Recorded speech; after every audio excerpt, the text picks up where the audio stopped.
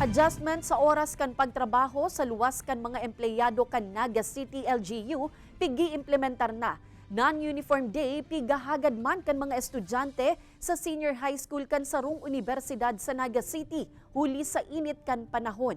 Ini asin an iba pang interbensyon kan iba pang LGU sa mainit na panahon. Aramunta sa report ni Jessica Kalinog. Sa mga nakalihis na semana, haros day nagbababa sa 40 degrees Celsius ang heat index sa probinsya nin Camarines Sur. Mas mati naman ang arasahas kan panahon urog na tuyong udto.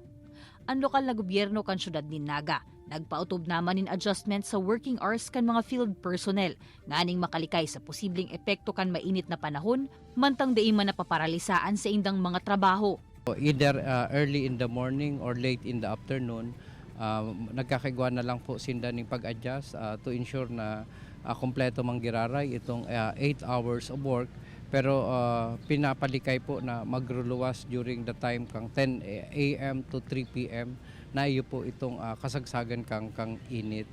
Pigahagad man kan Senior High School Student Council kan sarong universidad sa syudad ni Naga, natugutan ang pirang aldaw kada semana na non-uniform day. Inita nga ning mas maging komportable subuot ang mga estudyante mantang nag-aatindir nin in-person classes. Alagad pigahalat paman ang opisyal na memorandum asin guidelines na ibababa kan administrasyon kung tutugutan ini.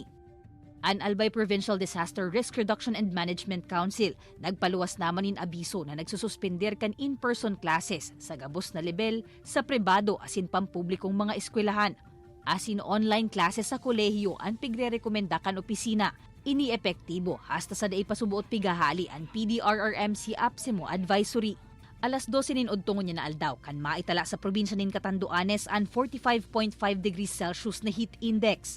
Antes pa man ini iguanan nin pigpaluwas ang gobyerno probinsyal nin advisory na nagre-rekomenda kan pagsuspender kan face-to-face classes. Siring man na ibitaran mo na ang outdoor activities. Pigihiling kaya na ang presenteng temperatura pwedeng magkausa nin helang nakatakod kan mainit na panahon.